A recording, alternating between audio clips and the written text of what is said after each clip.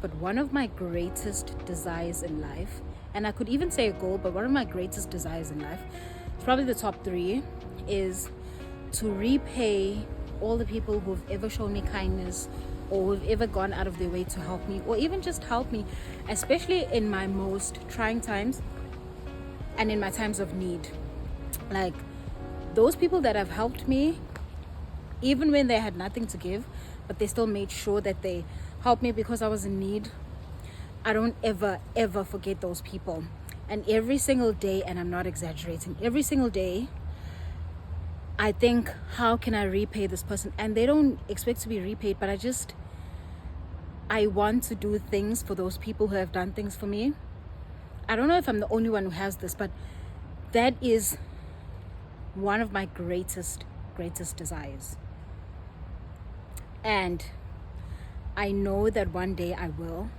I work as hard as I do because I want to get to a place where I can also help people out and not feel that I'm taking from nowhere. Even if I do, but I just want to help people out. But more so, I want to help those who have helped me, but like repay those who have helped me, but in a big way. How do I explain to a normal person that what would make me feel good right now is going into a bookshop, smell those new books, find one that is going to grip me from the beginning, and have my head buried in it for a good 2 days until I finish the book, and then continue on with life.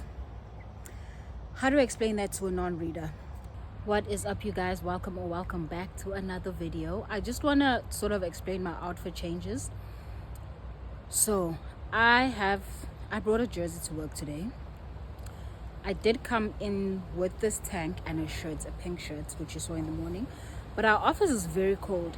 So I took off my shirt and put on the jersey because I didn't want my shirt to get creased for when I leave for home later. So I took off my shirt and I put the jersey over. And then now as I'm walking, it's warm. I have an issue where my armpits like sweat a lot. That's a story for another day. So then I obviously have now taken off this jacket, but I promise it's still Wednesday. You know, it's not much of an outfit change. Well, maybe it is, but you get what I'm saying. Well, I'm happy to announce that my nails are finally done. I'm actually quite chuffed with this color.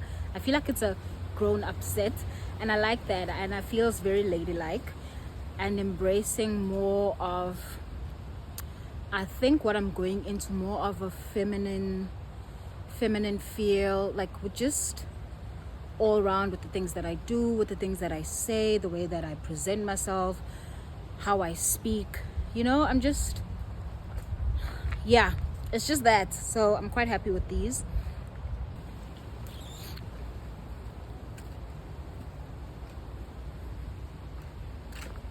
Today's actually turning out to be quite a good day. I don't like to stay here for too long. It is relatively safe, but as a female, you can never be too safe. You know, you don't even know the people that you work with. And with everything that's been happening around us,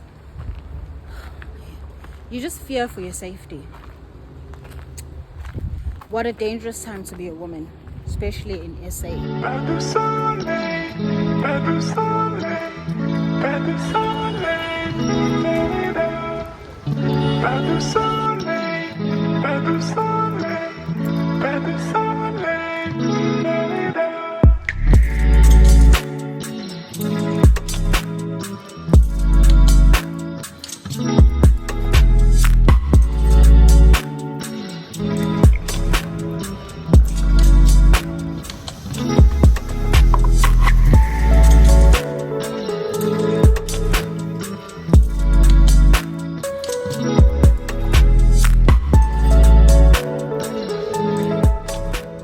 It's 1 o'clock. You know the drill. Says me, who has not been consistent with this at all.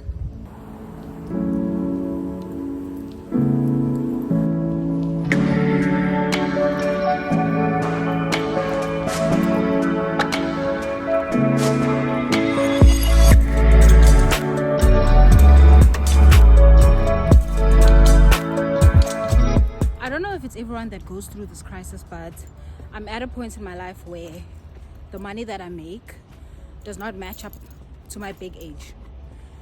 Not in an ungrateful way, but also in like a disgusted way, that this is not it. For the age that I am, this is not the money that I should be making. But I don't have a set amount in mind of what I would like to get or what my earnings could be. Not just from a salary point of view, but just like the money that hits my account. And maybe that's part of where my problem is, that what I'm getting is not what I want, but I also don't know what I want to get. Does that make sense? That's also one of my biggest struggles, that I'll know exactly what I don't want, but I won't know for sure what I do want.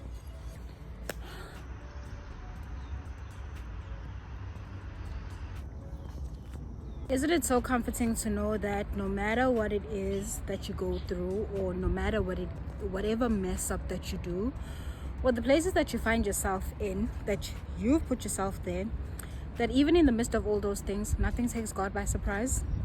Isn't it so comforting to know that He knew that at this very moment you would be stuck with what you're stuck with, and you would be struggling with what you're struggling with? Even before the foundations of the earth were laid, He knew you. I don't know about you, but that makes me find so much comfort, especially in the season where I feel like a lot of things are just not going according to plan, or I'm actually in a bad space. To be honest, I'm actually in a bad space, but I take comfort in knowing that nothing surprises God, that in this very day He knew that I would be doing this very thing. And because He already knows, He's already made a way. It's not just something that is easy, that you can just, it takes time, it takes practice. Sometimes we do believe, it's just that our unbelief that we need help with, and I do face that at times. But I constantly remind myself that He knows, He's all knowing. He knew that I would be in this jam right now. But what I can say is I can't wait for the season to be over.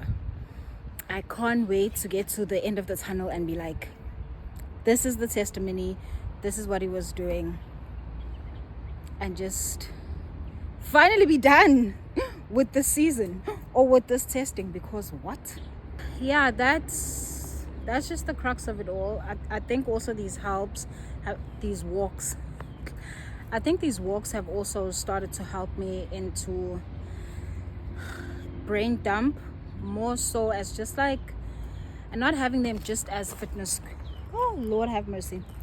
Not just having them as just fitness goals, not just doing these walks as purely fitness goals, but also just doing these as a form of prayer walks and as brain dumps.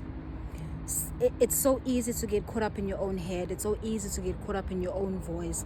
But we need to allow the voice of God to be the loudest voice in our minds.